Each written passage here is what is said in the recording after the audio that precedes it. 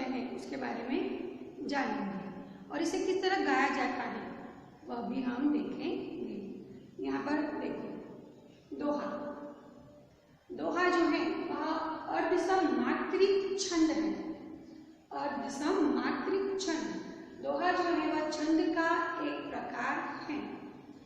दोहा दो पंक्तियों में होता है, देखो एक और दो पंक्तियों में दोहा लिखा जाता है और इसके 4 चरण होते हैं।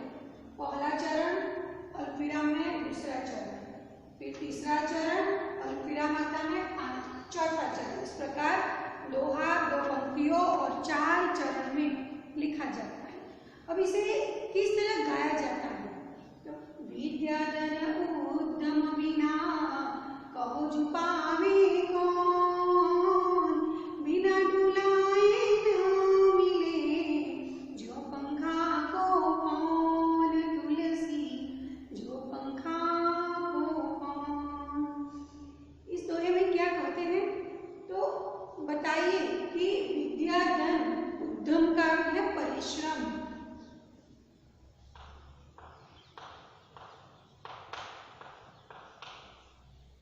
इस दोहे में कहा गया है कि परिश्रम के बिना हमें कुछ भी प्राप्त नहीं होता। अगर कुछ प्राप्त करना है तो हमें परिश्रम करना ही पड़ता है। यह एक उदाहरण दिया गया है कि विद्याधन, परिश्रम के बिना, कहो जो किसने पाया है? परिश्रम के बिना विद्याधन किसे मिला है? बताइए। बिना डुलाए न मिले जो पंखा को कौन। तुलसीदास जी कहते हैं कि बिना डुलाए, डुलाना यानी हिलाना,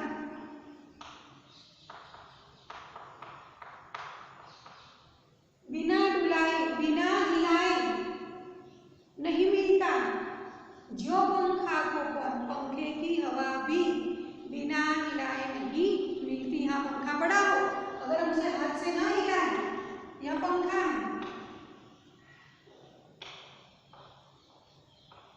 अगर हम इस पंखे को हाथ से न हिलाएं तो यह पंखा में हवा भी नहीं देता।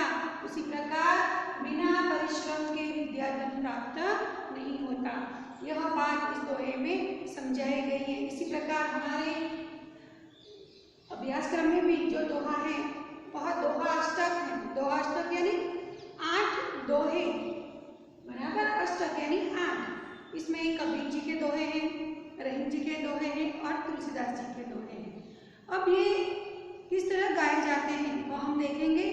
पहले जो कबीर जी, रहीम जी और तुलसीदास ने दोहे लिखे हैं तो उनके बारे में, कबीरदास जी के बारे में, तुलसीदास जी के बारे में और रहीम जी के बारे में पहले उनका परिचय लें और बाद में हम दोहों का गान करें और फिर वह जो दोहे हैं उसका भावार्थ क्या है वह हम समझेंगे।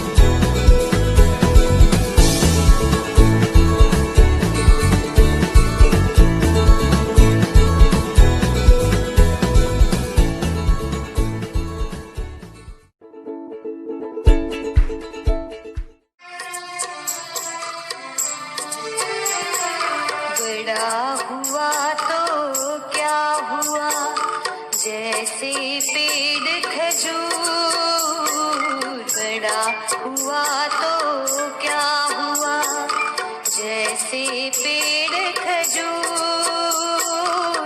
पंथी को छाया नहीं, पल लागे अति दूर कबीरा, पल लागे अति दूर।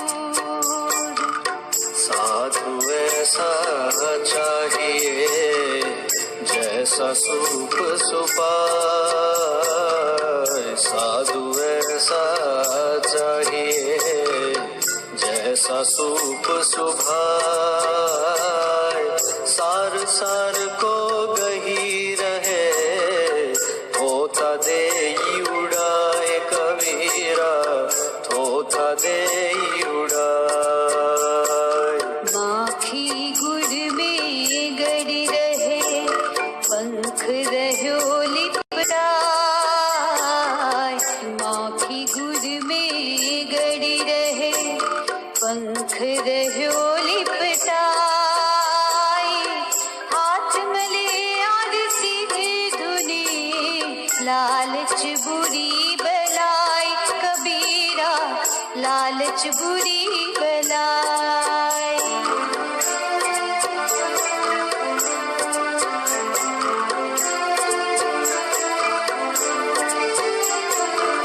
तुलसी इस संसार में भांति भांति के लोग, तुलसी इस संसार में भांति भांति के लोग, सबसे हिल मिल चालिए नदी नाव संजोग रे तुलसी, नदी नाव संजोग।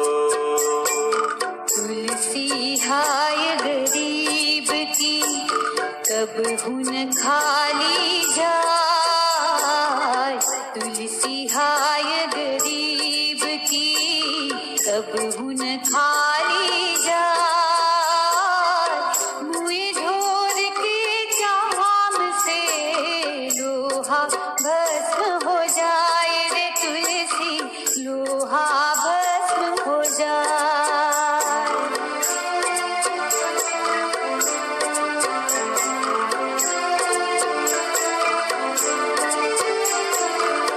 रही मन धागा प्रेम का मत तोड़ो चटका, रही मन धागा प्रेम का मत तोड़ो चटका, टूटे से फिर ना जुड़े, जुड़े गांठ पड़ जाए रही माँ, जुड़े गांठ पड़ जाए। सरोवर फल नहीं खाते हैं, सरवर पिए ही न पानी, सरोवर फल नहीं खाते हैं, सरवर पिए ही न पानी, कही रहीम पर काज हित, संपत्ति संचही सुजानी रही माँ, संपत्ति संचही सुजानी। रही मन देखी बड़ेन को लघु न दीजिए डारी, रही मन देखी बड़ेन को लघु न दीजिए डारी, जहाँ काम आवे सुई कहाँ करे तलवारी रही माँ, कहाँ करे तलवारी।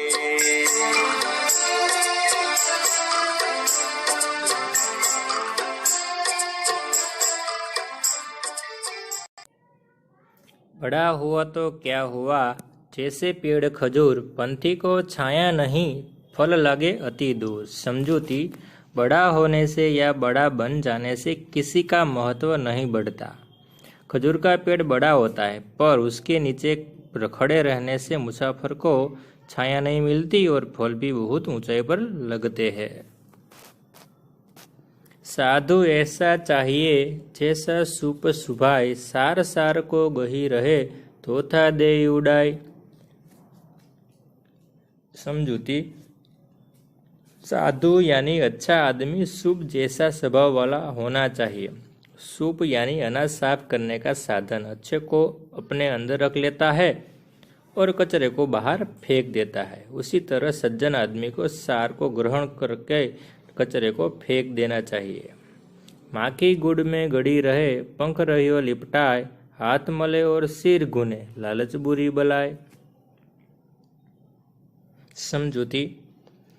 इस दोहे में लालच कितनी बुरी बला है वह बताया गया है। माँ की गुड़ खाने की लालच में गुड़ पर बैठ तो जाती है, पर वह गुड़ में चिपक जाती है। वह अपने पंखों से गुड़ से निकलना चाहती है, किंतु अंत में वही उसकी मृत्यु हो जाती है।